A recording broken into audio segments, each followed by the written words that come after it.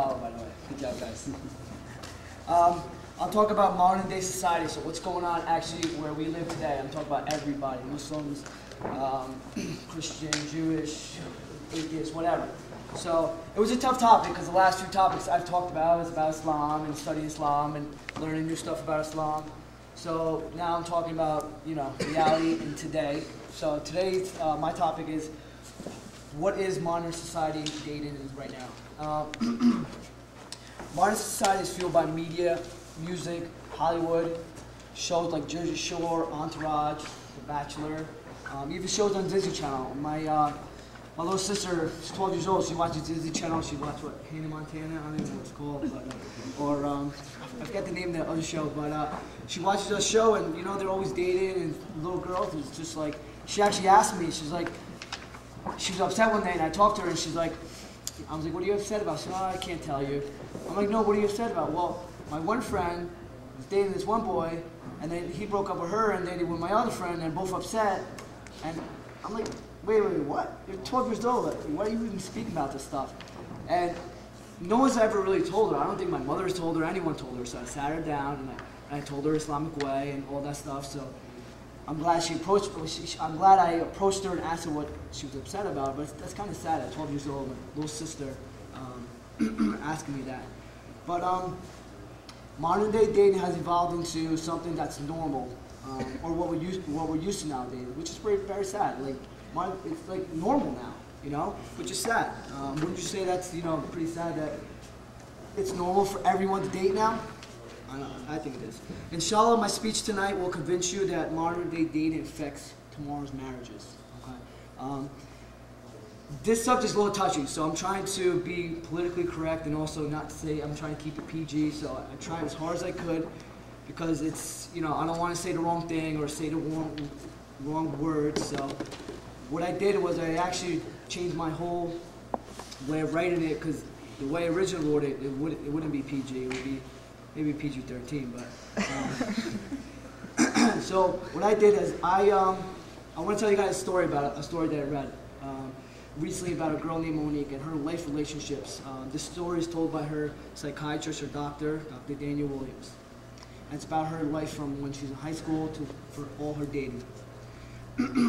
Monique adopted the modern day dating syndrome while in high school and wrote it out past college. She heard about the be safe message and user protection, but she happily explored and enjoyed her intimacy.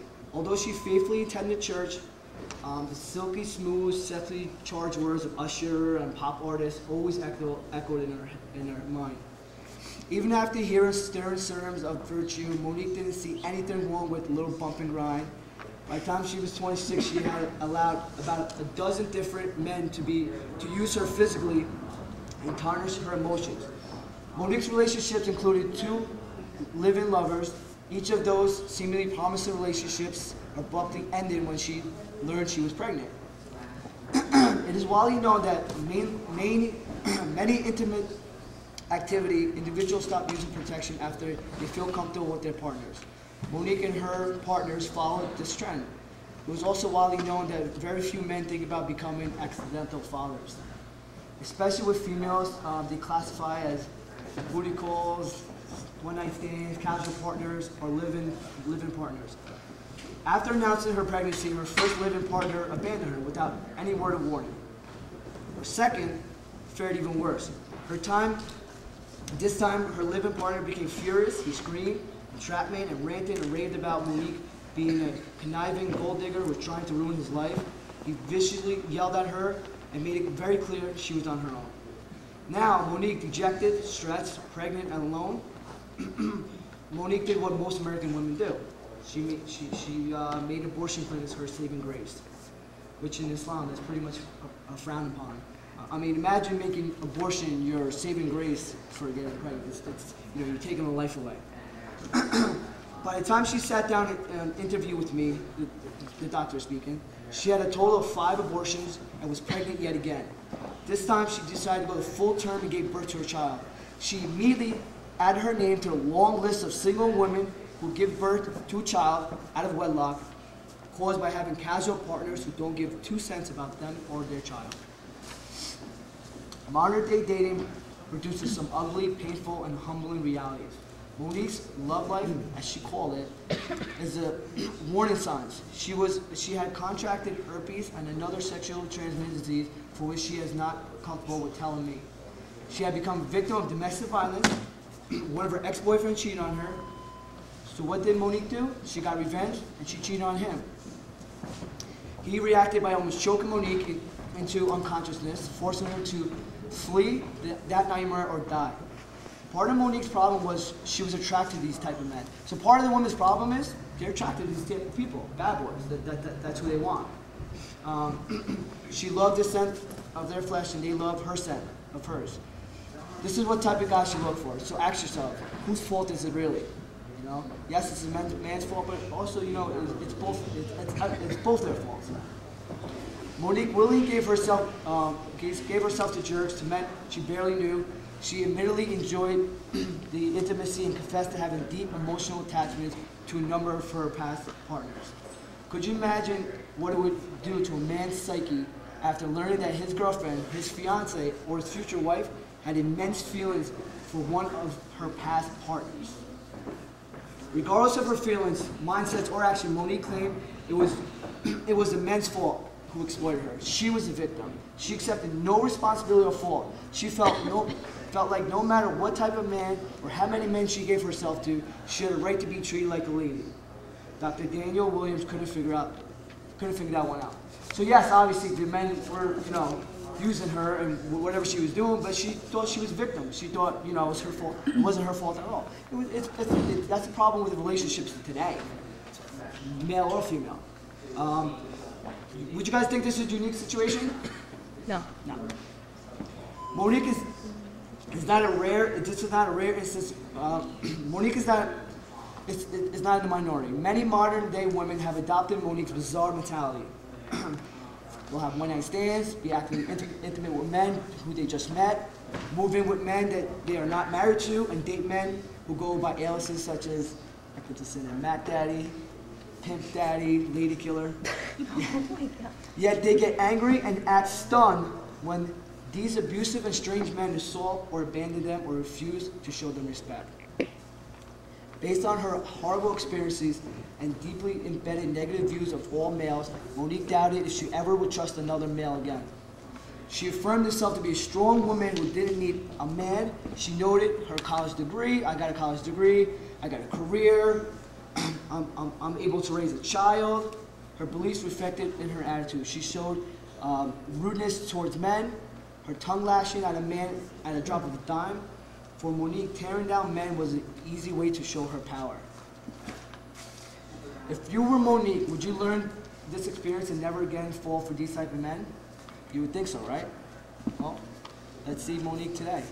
Even with her clearly bad choices of men, fall in love with her past partners, her storied intimate history, multiple abortions, STDs, unconcerned view, and snotty attitude towards men, Monique confessed she's prime marriage material. So even after this happened, she's obviously prime marriage material for any man to come woo her.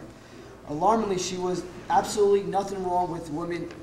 She saw absolutely nothing wrong with the women in her in the mirror.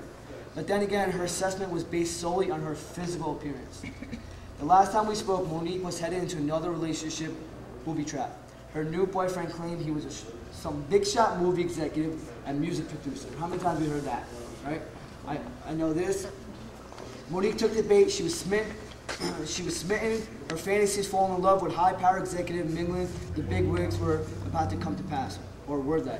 After I talked with him, it was clear to me the things he asserted about himself were not adding up. Concern for Monique's safety, the well-being of her infant child. I checked him out. Sure enough, he had at least 2 children, but with 2 other women. He paid no child support. Furthermore, he had a pattern of targeting women, moving in with them, and exploiting them financially. Well, a smart woman would immediately terminate a relationship after learning that her potential mate engaged in such unconscionable conduct. But Monique's girlfriend convinced her to shun my advice. She claimed he was a good man. There's no need to ask. He's a smooth operator. He had plausible explanation for everything. So he explained everything. The kids he left behind were abandoned. The child support he never paid. The ghostly career that obviously didn't exist. for which she ran up all the credit card bills, left them dangling in the wind. In spite of all that, Monique went for it. And all I could do was pray for her and her child and hope that she would come to her senses. Although she graduated from college, attended church, prayed at the altar, and helps the ministry, Monique had to become a byproduct of modern day dating. Basically, she just became another statistic to me. Okay? Modern day dating refuses to take into consideration bad character, sexual history, patterns of failed relationship, harmful attitudes, child abandonment, HIV/AIDS, other STDs. Modern day dating renounces the impact of criminal records, lying tongues, drug, alcohol addiction, child support. Modern day dating rejects the critical significance of abortions, incarcerations, serial marriages, restraining orders, or the fact that a person is abusive, promiscuous, or violent prone, and mostly incapacitated. So when we look in relationships, we don't look at the personal records, we don't check anything out, we just look for physical appearance. And modern day dating, looks and appearance reign superior over anything else. You guys ever heard the term live for today, have fun while it lasts, or have fun while you're young? How about the term you only live once, right?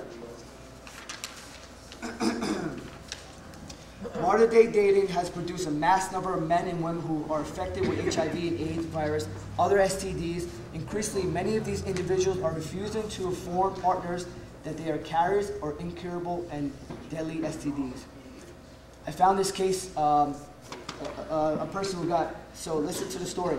Case in point, listen to this alarming story. On December 21st, 2004, Anthony Woodfield was sentenced to 180 years in prison for knowingly exposing 17 women with the HIV virus.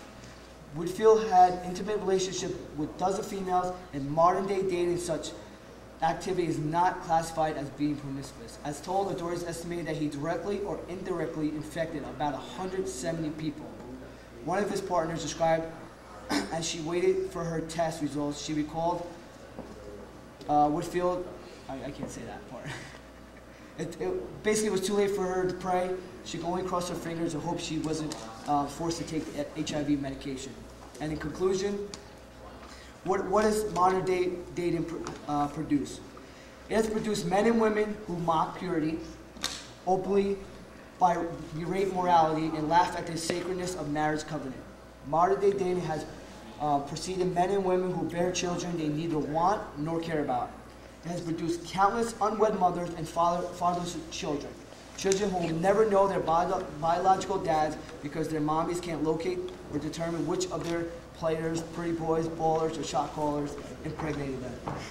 It has caused dockets of child support cases to be backlogged for months on end, with women stressing to collect child support from men who love their physical pleasures but admittedly despise the kids. These males would rather pay entry to a nightclub, so they'd rather go to a nightclub, purchase a 12-pack of beer rather than buy a box of Pampers for their children daily. I realize this is a bitter pill to swallow. If you are alarmed, disheartened, or appalled, that's a good sign. It means that you haven't lost your sense of humanity, and the spread of promiscuity has skewed your moral compass. I just want to a couple stats that I have here, and then I'm done. So I don't want to take up too much time. Currently, 46.8% of high school students reported they have had intimacy. I had a word. Nationwide, 14.3% of high school students have had intimacy with 4 or more people. That's alarming. So before even high school's over, 4. 52% of teens report they have been active. Youth exposed to content on television were more likely to overestimate the frequency of activity among peers who are more likely to have permissive attitudes toward premarital sex. So TV has a huge thing to do with it. 3 in 10 teenage girls become pregnant at least once before they reach the age 20. So basically 30% of the girls, 3